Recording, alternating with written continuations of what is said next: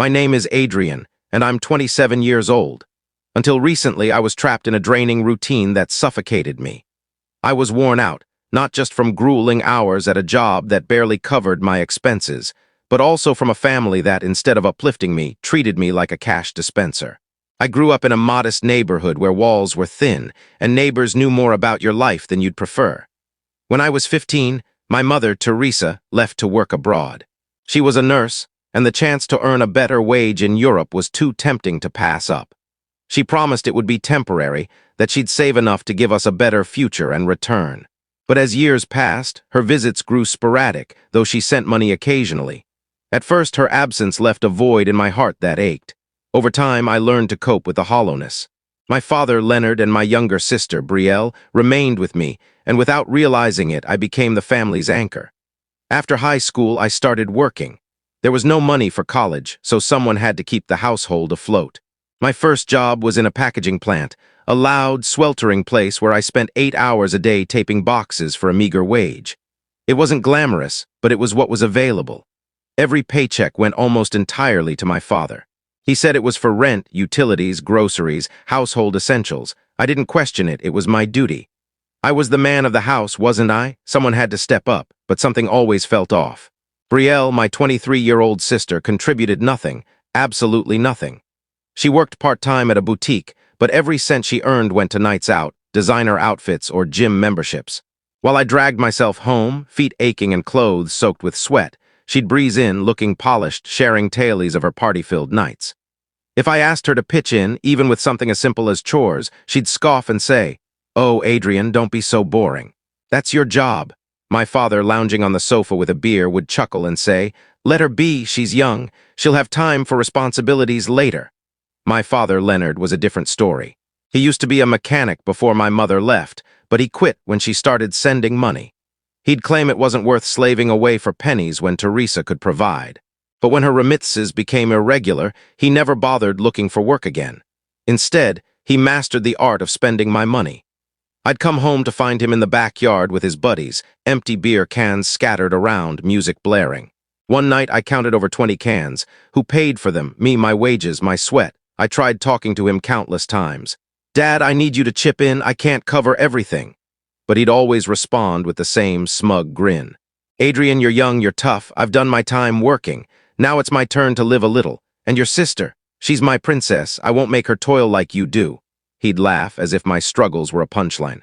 When I came home exhausted and saw reddiA heading out in a new outfit or my father cracking open another beer, a quiet rage burned inside me. But I swallowed it. Not because I wanted to, but because my mother had made me promise something before she left. "Adrian, look after your father and sister, don't abandon them. You're the man of the house now." Like a fool, I took her words as gospel. Whenever I felt like snapping, her voice echoed in my mind, reminding me they were my family, and I had to endure. My life was an endless loop of work, bills, and resentment. But things started to shift when I got promoted to shift supervisor. It wasn't a huge leap, but the pay bump was noticeable, and it gave me a chance to learn more about the company. I discovered I had a knack for organization and problem solving. My bosses noticed and moved me to an office role managing inventory. My salary doubled.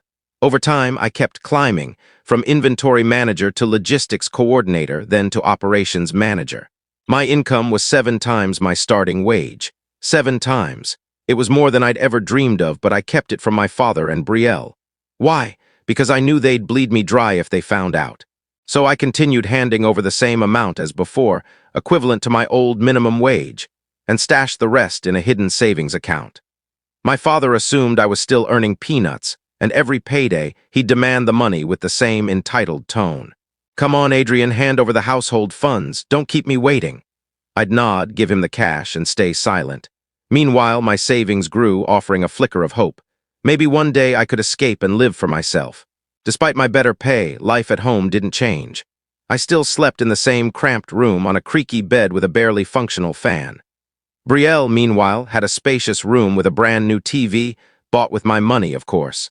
My father kept up his drunken gatherings, and every evening I'd find him on the same couch, sipping the same beer, surrounded by the same friends. "Adrian, grab me another from the fridge," he'd say without glancing at me, and like a fool I'd obey. But it wasn't all smooth sailing. Even with my savings, I couldn't bring myself to leave. My mother's promise chained me to them. Every time I thought about moving out, her words rang in my head, "Don't abandon them." Despite my resentment, I clung to the hope that things might change, that my father would see me as more than a paycheck, that brielle would show me some respect. But that day never came. The turning point came on an ordinary Friday. My bi-weekly paycheck had just hit my account. As usual, I printed the deposit slip for my records, but I made a critical mistake. I left it on my desk in plain sight. Normally, I kept my documents in a folder tucked under my mattress, but I was so exhausted that day, I forgot. When I got home, I found Brielle in my room, holding the slip, her eyes wide with greed. "This is what you're making," she shouted, almost gleeful. "Adrian, you're raking in a fortune and giving us scraps. How dare you keep this from us?" I tried to stay calm. "Brielle, that's my money. I earned it. You two contribute nothing, and I still cover everything. What more do you want?" She laughed, as if my words were absurd. "Yours. We're a family, Adrian. What's yours is ours. I'm telling Dad." She stormed off with the slip in hand. I knew trouble was brewing, but I wasn't prepared for what came next. That evening, my father called me to the dining room. He sat in his usual armchair, beer in hand, but this time he wasn't smirking. His face was flushed with anger. Brielle stood beside him, arms crossed, a smug look on her face. "What's this about you earning so much and giving us the same pittance?" my father demanded, waving the slip. "You think you can trick me, Adrian? This is a family. We share everything." I tried to reason with him. "Dad, that's my hard-earned money. I've been paying for this house since I was 18. Brielle gives nothing. And you? You spend my cash on beer and parties. Don't I deserve something for myself?" He laughed, a cold, belittling laugh that made me feel small. "Deserve? Let me set you straight, Adrian. Your sister wants to attend the top university in the country. That's expensive. A lot of money. And me? I have my own needs, so from now on, 80% of your salary goes to Brielle for her dreams. The other 20% is for me, for my expenses, my nights out. Simple as that." I stared at him, unable to believe his words. 80% for Brielle, 20% for him. And me, what was left? The anger I'd buried for years surged, but instead of yelling, I laughed. I laughed so hard tears streamed down my face. My father and Brielle stared at me like I'd lost it. "What's so funny?" my father snapped, clearly irritated. I wiped my eyes, still chuckling. "I'm laughing because I'm done. Done supporting two leeches who call themselves family.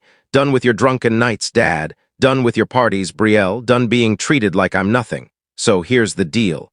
I'm leaving with 100% of my salary. You two can pay your own way. Simple as that." My father's face shifted from anger to shock. "What did you just say? You don't get to decide, Adrian. You owe this family. Always have, always will." "No," I said, calm in a way I didn't know I could be. "That's over." I went to my room, grabbed a suitcase, and started packing. Clothes, documents, my laptop, everything that was mine. My father followed, shouting that I couldn't leave, that I couldn't abandon them. He tried to block the door, but I wasn't the same Adrian who cowered. I pushed past him and walked out, never looking back. I moved into a one-bedroom apartment. I bought a flat-screen TV, a bed that didn't creak, and even treated myself to a weekend at the coast. It's incredible how it feels to spend your own money on yourself without being told you're selfish. But it wasn't all calm. One night at 10 p.m., my phone rang. It was an unknown number, but something told me it wasn't a typical call. I answered, and Brielle's voice sent a chill through me. She didn't sound like her usual cocky self. She sounded desperate. "Adrian, please, you have to help us," she pleaded, her voice trembling. "We're about to be evicted. We can't pay the rent. Dad and I don't know what to do." I stayed silent, processing her words. Part of me wanted to hang up, but another part, the one that remembered every slight, wanted to hear more. "Evicted?" I said coldly. "What's that got to do with me? I don't live there anymore. Figure it out." "No, wait," she cried, nearly sobbing. "We have nothing. My paycheck isn't enough, and Dad, he hasn't been able to work much. Please, Adrian, you're our only hope. If we don't pay this month, we'll be out on the street." I laughed, a bitter, dry laugh. "Your paycheck isn't enough. Funny, Brielle, because when you were blowing it on parties, clothes, and clubs, you never cared about rent. And now I'm your savior. Where was that concern when you treated me like an ATM?" "Please, Adrian, this isn't the time," she whispered, voice cracking. "I know I wasn't the best sister, but we need you. Your family, you can't just abandon us." Before I could respond, I heard my father's voice in the background. He grabbed the phone. "Adrian, listen to me," he said, trying to sound authoritative, but there was a new edge, desperation. "You think you can just walk away and leave us to rot? You're selfish. We gave you a home, food, a family. And now with all that money, you turn your back on us. That's not what a man does. Anger flared in me, but so did a strange calm. For the first time, I wasn't afraid. A home, food, a family? I spat. Let's be clear, Dad. I paid for that home. I paid for the food, the lights, the water, even your damn beers. And what did I get? Your mockery. Adrian, you're made to work, not enjoy life. brielle's my princess, leave her alone. And now I'm selfish. No, Dad. You're the selfish one, living off my sweat while you partied. brielle's the selfish one, laughing at me while I worked myself to death. Don't you dare speak to me like that, he growled, but his voice wavered. You have money, a lot of it. We saw that slip. You could save us. Your sister wants a future, a university education. Don't you care? I laughed again, louder. University, the fancy one you wanted me to fund with 80% of my salary while the other 20% went to your bar tabs. Remember that, Dad? Because I do. You said it's that simple. Well, now I'm saying it. Get jobs, pay your bills, survive. It's that simple. Don't you talk to me like that, he roared, but he sounded like a trapped animal, not the man who used to intimidate me. Without us, you'd be nothing. We raised you. We gave you everything. Everything? I shot back, my voice cold as steel. The only thing you gave me was a promise that chained me to you. Mom told me not to abandon you, and I stayed, enduring your insults, your laughter, your Adrian, you're worthless. But that money you're so excited about, it's from my sacrifices, my late nights, my promotions, not yours, not brielle's. Mine, and I'm not giving you another penny. Silence hung on the line. brielle came back, sobbing. Adrian, please, we have no one else. If we're evicted, I don't know what we'll do. Family, I said, the word bitter in my mouth. A family doesn't exploit you. A family doesn't mock you while they drain you. A family doesn't make you feel worthless. You're not my family, you're leeches, and leeches sooner or later have to fend for themselves. You can't do this, she cried. But I was done listening. I hung up, and for the first time in years, the weight on my chest lifted.